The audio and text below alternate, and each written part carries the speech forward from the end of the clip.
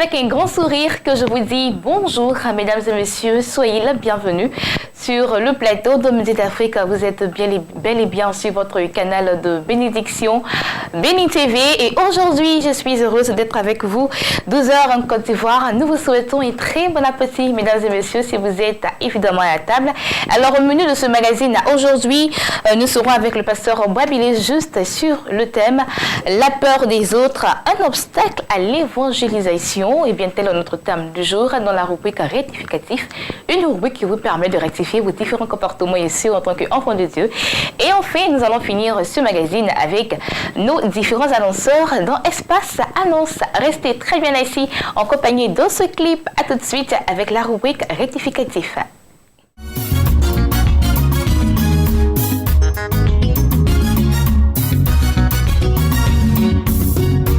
Tu as changé ma vie, tu m'as donné un avenir certain, tu as brisé mes chaînes. Aujourd'hui je suis libre, aussi je ne peux me taire. Devant tant de merveilles dans ma vie, je veux crier ma joie, oh Jésus. Je veux louer ton nom, je veux t'aimer, oh louer ton nom. Je veux t'aimer, Seigneur. Moi je veux louer ton nom, je veux t'aimer, louer ton nom.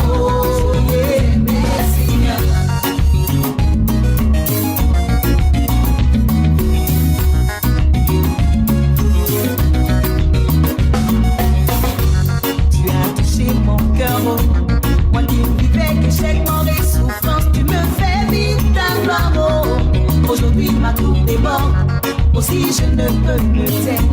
Devant tant de merveilles dans ma vie, je veux crier ma joie, oh Jésus. Oh. Moi je veux louer ton nom.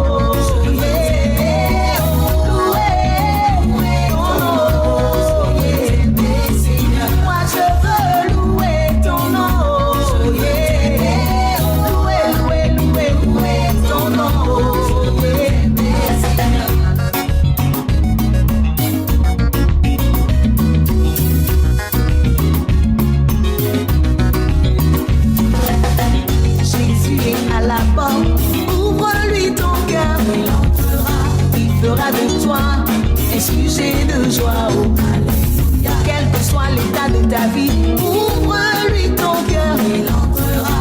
L'enfant sera lié, tu seras délivré. Alléluia. Tu vas le louer, tu vas l'adorer, tu vas le bénir. Il est Dieu, il est beau, il t'a soutenu. Chante allez. Je veux élever Jésus, je veux élever son nom. Il a pris soin de moi, il est beau.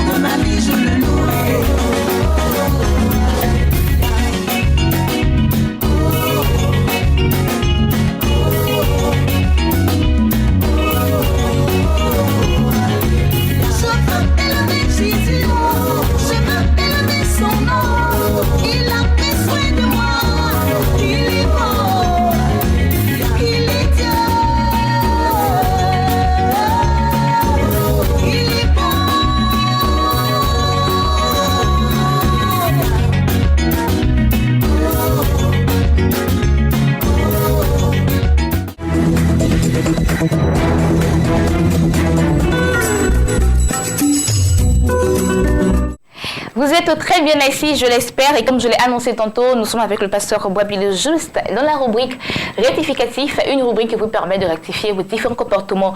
Et ce, en tant qu'enfant de Dieu, aujourd'hui, nous parlons de la peur des autres, un obstacle à l'évangélisation. Et bien, de quoi parle-t-on exactement? On en saura donc davantage avec notre pasteur. Bonjour, pasteur. Bonjour, Béni. Comment ça va? Ça va bien. D'accord. Et chez toi? Ça va très bien, par la grâce de Dieu. La peur des autres, un obstacle à l'évangélisation. Pourquoi Moi, ce j'ai pas thème? peur de toi.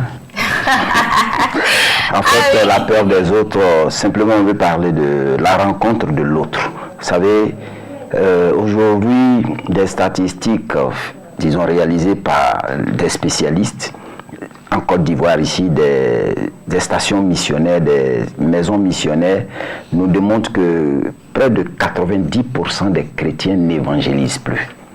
Il faut qu'on trouve quelques raisons pour lesquelles l'évangélisation n'est pas, disons, le fer de lance de nos églises. Parce que quand on parle de chrétiens, on parle de nos églises. Alors que l'ordre missionnaire est clair. Aller par tout le monde et annoncer la bonne nouvelle à toute la création. Baptisez-les, enseignez-leur, etc., etc. Faites d'eux des disciples. Mais nous nous rendons compte qu'avec ces statistiques, c'est vraiment... Il y a combien de millions de chrétiens? Si 90% n'évangélisent plus, je crois qu'il y a quelque chose à faire. Et nous avons essayé de réfléchir, nous sommes rendus compte qu'il y a ce phénomène-là qui est souvent un obstacle. C'est-à-dire on a peur de l'autre, de la présence de l'autre. On a peur, la rencontre de l'autre nous angoisse. C'est-à-dire, quand on regarde le visage de quelqu'un, on dit, lui là, de toute façon, sa figure, et là, si tu vas lui parler de Jésus, tu t'attends à quelque chose. Donc, ouais, l'homme est tiraillé par deux instincts. Il y a son instinct grégaire, c'est-à-dire qui le pousse à se mettre en groupe, en association, à communiquer avec les autres. Et puis, bon, il y a l'instinct de conservation qui le pousse à se retirer, à mettre des barrières autour de lui, à s'isoler. Donc on parlera d'instinct de conservation. Et cet instinct de conservation le pousse à cultiver la crainte et la méfiance. C'est-à-dire on est méfiant vis-à-vis de l'autre. C'est pourquoi je dis la peur de l'autre. On est méfiant vis-à-vis de l'autre et puis ça fait beaucoup de mal. C'est-à-dire nous avons peur de l'autre parce que nous adoptons une attitude défensive. On est toujours prêt à nous défendre. Alors que le Seigneur dit allez. C'est nous qui devrions aller, c'est pas nous qui devrions attendre. Aller et annoncer la bonne nouvelle. Nous avons peur de la réaction de l'autre. Nous nous disons si nous l'approchons de telle ou telle manière, on s'attend à une réaction ou alors il va nous rejeter, il va nous juger, il va dire des choses négatives sur nous. En fait, on a peur de ce que l'autre dirait sur nous. Et ça fait qu'on a des difficultés à approcher les gens, d'où la peur de l'autre devient un stress, une angoisse pour nous. Et là, le contact n'est pas établi. Ce qu'on a de plus précieux, nous ne pouvons pas le communiquer à celui qui est en face. D'accord. Et dès cet instant, qu'est-ce que nous devons faire pour pouvoir faciliter un peu l'approche? L'approche, en fait, nous allons voir les causes. Comme ça, à partir des causes, les gens sauront apporter un correctif. En fait, on a peur parce que on se dit que l'autre va envahir notre identité. L'autre va envahir notre territoire. Celui-là, si je l'évangélise, s'il devient chrétien vraiment, on a au quartier ensemble ici, il sait qui je suis, il sait comment je vis. Lui là, est-ce que si je vais lui annoncer l'évangile, s'il va accepter? S'il accepte, il arrive là, il risque de me mettre dehors. De m'exposer. Donc, on a peur que l'autre envahisse notre territoire, l'autre, disons, fasse une effraction dans notre identité, de ce que nous sommes réellement. Lui aussi, il est chrétien. Vous voyez? Moi, j'ai entendu ce genre de choses-là. Donc, on met l'autre à distance de nous. On le tient à distance par notre attitude et on se dit, mais il faut qu'il respecte mon intimité. Il faut qu'il respecte mon espace vital. Il ne faut pas vraiment qu'il se mêle de mes choses. Donc, on a peur qu'il nous renvoie une image négative de nous. C'est-à-dire, comme je le disais tantôt, vraiment, lui aussi, il vient me parler de Jésus. Lui, comme ça, qui fait ça, qui fait ça, qui fait ça. Donc, tout ça, ce en sont les causes. Maintenant, les conséquences de cette peur, il y a un spécialiste en relations humaines qui a dressé une liste qui n'est pas exhaustive. Il a dit que les conséquences, il y a d'abord l'indifférence. On ne se soucie pas de l'autre. Ça, c'est l'une des conséquences majeures. On ne se soucie pas de l'autre. Parce que nous, on est sauvés. On s'en fout de l'autre, on ne se soucie pas de l'autre, on ne désire pas communiquer avec l'autre. Donc, ça fait qu'on est bloqué. Même pour l'annonce de l'évangile. Deuxièmement, il a parlé de... On se croise, on se fréquente, mais on est très superficiel. On ne va pas à l'essentiel. L'essentiel pour nous en tant qu'enfants de Dieu, quand nous croisons quelqu'un, c'est vrai, il peut avoir autre chose. Mais l'essentiel pour nous, c'est de lui dire au moins, Jésus t'aime. C'est de lui dire que Jésus peut faire. Ce qu'il a fait pour moi, il peut le faire. Viens voir, je veux te parler de quelque chose. Je veux te rendre un petit témoignage. Mais on ne se soucie pas, on se côtoie, mais on est superficiel. Quand je parle de superficialité, en fait, c'est ne pas aller à l'essentiel de ce que nous avons en nous, c'est-à-dire l'évangile qui donne la vie. Donc, on ne se soucie pas de l'autre. Il y a ce qu'il appelle le parallélisme. On marche vers le même objectif, mais chacun est sur l'un et l'autre bord de la route. Ça, c'est les chrétiens. C'est-à-dire, on peut pas faire, on a des difficultés à faire des actions de masse. On ne peut pas se donner la main pour aller. C'est-à-dire, on va vers le même objectif, hein, mais chacun est sur le bord de la route. On est parallèle, alors que c'est le même objectif que nous visons. Donc, j'en appelle à des actions de masse, pour l'évangélisation, pour gagner cette terre à l'évangile. Supposons qu'on décrète un jour où chacun de nous devra parler de Jésus à une personne. Vous verrez ce que ça va donner comme boom. Il y a aussi ce qu'il appelle, comment on appelle ça, l'oppression. On manipule, on menace, on contraint. On dit, mais toi, tu as le temps à perdre. Hein. Si eux ne veulent pas accepter Jésus, il faut les laisser. Tu vas aller chercher quoi là-bas? Ouais. C'est des blocs de glace. Non, mais justement, lorsqu'on se trouve dans ce genre de situation, qu'est-ce qu'on doit faire pour pouvoir ramollir le cœur de l'autre? Ben, moi, je crois que le Seigneur nous a donné une mission. Il dit, allez annoncer l'évangile. Comprenez? Nous, notre travail, c'est de dire ce que Jésus a fait pour nous et ce que Jésus peut faire pour l'autre. Celui qui convainc, c'est Dieu. C'est tout ce que le Seigneur nous demande. Donc, quel que soit ce que la personne qui est en face de nous va nous dire, va nous répondre, on a semé. La semence a été donnée. Il a entendu. Parce que vous savez, l'évangile, la Bible dit l'évangile est une puissance. Donc, une fois lancé, ça va faire mouche, il n'y a rien à faire. Ça prendra le temps que ça va prendre. Parce que l'être humain est créé par Dieu. On dit c'est de la poussière de la terre. Donc lance ta semence. C'est une terre fertile. Dieu en créant l'homme a rendu l'homme comme une terre fertile. Donc lance la semence de Dieu. Elle est compatible avec la terre. Cette semence-là, Dieu même va l'arroser et ça va germer. Ne cherchons pas à convaincre. Souvent, on cherche à convaincre. C'est pourquoi on ne comprend pas notre mission. Il dit, lance. Un jour, ce dernier-là, il va se retrouver dans une église, quelque part. Et ceux qui sont là-bas feront de lui un disciple. C'est un travail comment on dit ça? C'est-à-dire, il faut qu'on se mette ensemble. C'est un travail de groupe. Un travail, c'est à la chaîne, comme on le dit. Toi, tu annonces, les autres vont prendre, quelqu'un va venir, disons, faire de lui un disciple. Et les cas particuliers, c'est souvent dans une église où les conséquences sont de plus en plus graves. Par exemple, la création des clans. C'est-à-dire, le plus grand groupe apparaît insatisfait et puis il se crée des petits groupes. Mais vous croyez qu'avec ce genre d'élan-là, on peut gagner le monde entier? Non. Le Seigneur nous parle de nous unir, de nous mettre ensemble. C'est pourquoi nous voulons inviter tout un chacun pour tout programme qui sera lancé concernant l'évangélisation. Sachez que nous sommes tous concernés. Allons-y, donnons-nous la main dans la main. Vous entendez un programme ici, par-ci, par-là. Quand il s'agit d'évangélisation de masse, ne vous mettez pas ailleurs. Et n'allez pas, surtout, quand ce jour-là, on dit qu'il y a une évangélisation de grâce, ne faites pas vos programmes de puissance là. On en a trop vu. Il faut qu'on gagne des âmes. Les gens sont en train de mourir. Allons, prêchons l'évangile pour qu'ils soient sauvés. Quand ils viendront dans la maison, assez suffisamment, nous ferons nos programmes de puissance. D'accord, donc nous sommes presque à la fin de notre entretien. Qu'est-ce qu'on va retenir à propos de ce thème, la peur des autres? La peur des autres, c'est dire que nous devons être audacieux. Parce que celui qui nous envoie a déjà tout préparé. Il a déjà tout préparé. Donc, nous devons être audacieux et courageux, perspicaces, pour pouvoir aller dire à quelqu'un, même si sa figure est serrée, sa figure est gondolée, va lui dire. Peut-être que c'est ce qui va défaire sa figure. Quel que soit ce qu'il va dire, ce que vous pensez qu'il va dire. Souvent, on fait fausse route. On réfléchit à la place de celui qui est en face. On dit ça là, si je lui dis ça, il va me faire ça. Mais allez-y, il faut oser. Vous allez voir. Il va vous regarder avec des yeux hagards. Des larmes vont descendre de ses yeux, de son visage. Et voilà quelqu'un que vous aurez gagné. Moi, j'ai rencontré des gens quelqu'un qui voulait aller se suicider. Moi, je ne le savais pas. Il partait se suicider. Et puis, on s'est rencontrés. Dans nos échanges, j'ai dit des choses sans le savoir. Dieu m'a conduit à dire certaines choses.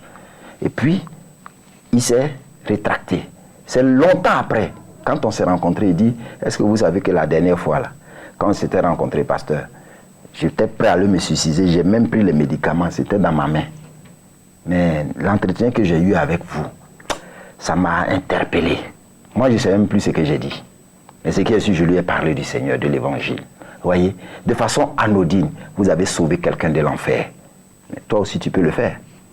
Toi aussi, tu peux le faire. Et voilà qui est bien dit. J'espère que désormais, chacun de nous fera de son mieux pour annoncer l'Évangile à n'esprit qu'une seule personne dans la journée. C'est ça, hein, pasteur? Dans la journée, une seule personne, ça suffit, Béné.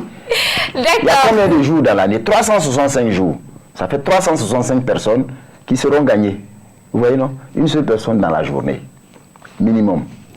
D'accord. Et voilà, j'espère que le message est bel et bien passé. À présent, nous allons partir avec Espace Annonce.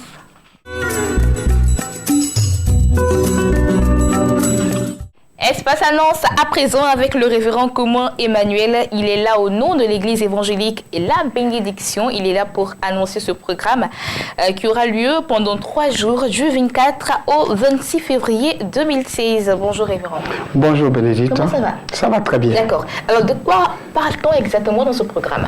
Alors nous parlons d'une croisade d'évangélisation. Et vous savez, la première mission que le Seigneur Jésus-Christ nous a laissée avant de partir, il nous a dit d'aller annoncer la bonne nouvelle. Alors nous sommes des annonceurs de bonnes nouvelles. C'est ainsi que Dieu a inspiré son serviteur, pasteur Sam, son épouse, le prophète Franck Assaré et le révérend Eli Palowski pour ce programme qui va se dérouler à Yepougon.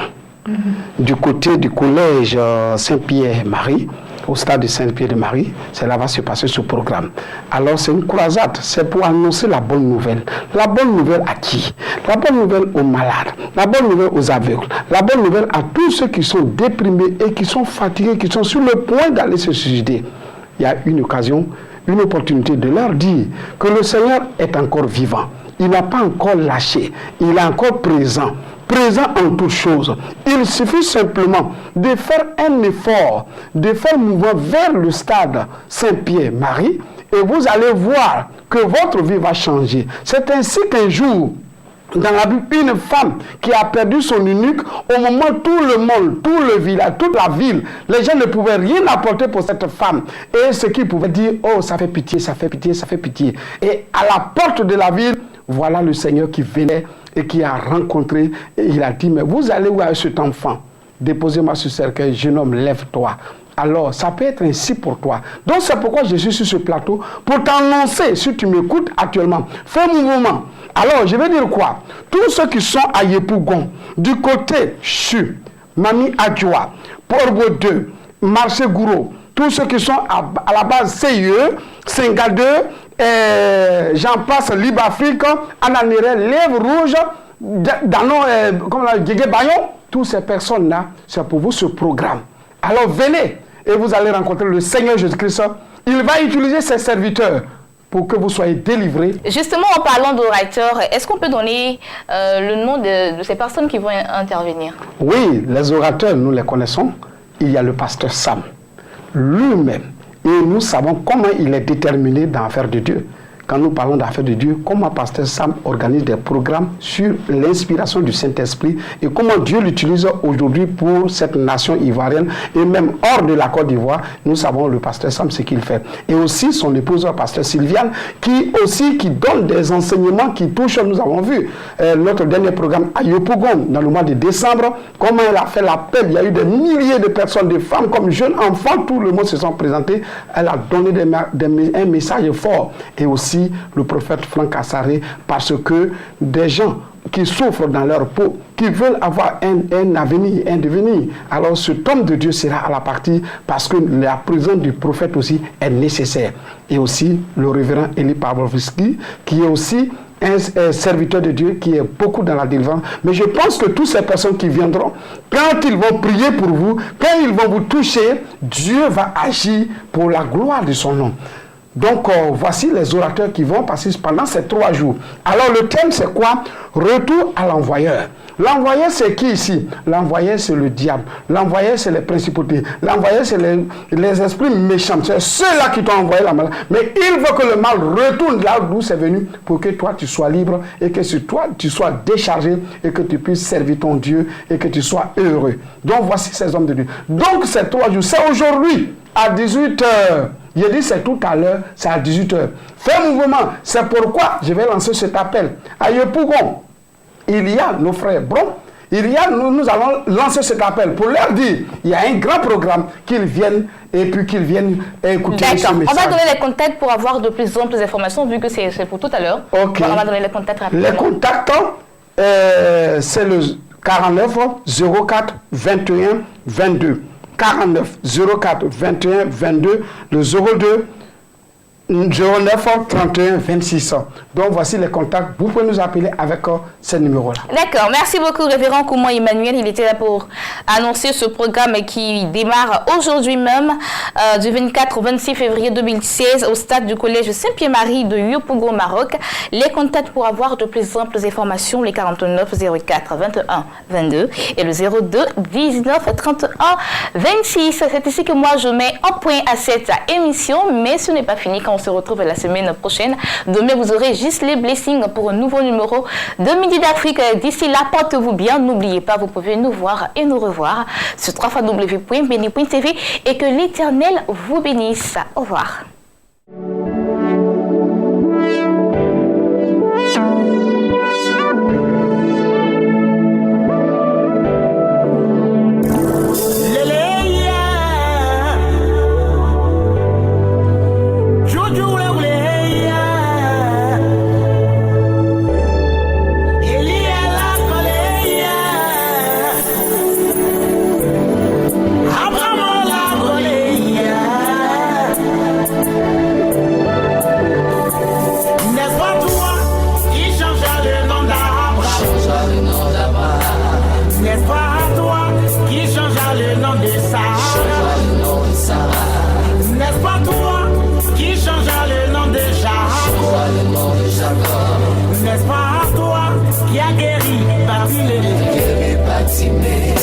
Quand est-ce que tu changeras aussi mon nom?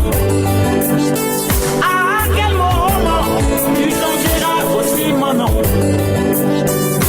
Quand est-ce que tu changeras aussi mon nom? À quel moment tu changeras aussi mon nom? Laisse-moi un nom nouveau. Change mon nom. On m'appelle le chômeur.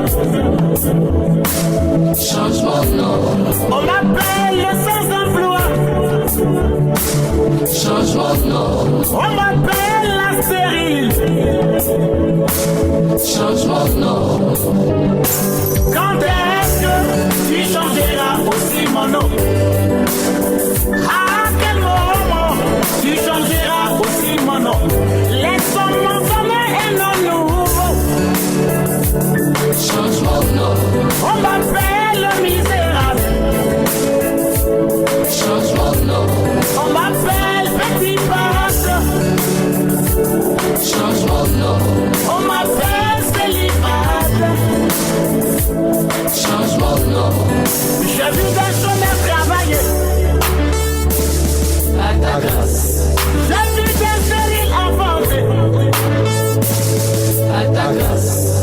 J'ai vu des misérables régner par ta grâce. Par ta grâce. J'ai vu des hommes travailler. Par ta grâce. Papa, fais-moi grâce aussi. Fais-moi grâce. Si fais-moi grâce aussi. Fais-moi grâce. Non, pas ça, fais-moi grâce aussi. Fais-moi grâce. Toi qui as fait grâce à Batimé. Fais-moi grâce. Écoute ceci. Une grâce arrive pour toi. Chacun a son temps de visitation. Si l'Éternel a visité David, c'est qu'il peut te visiter. Cette heure est ton heure. L'heure de ta grâce, de la souffrance. Tu passeras à la gloire.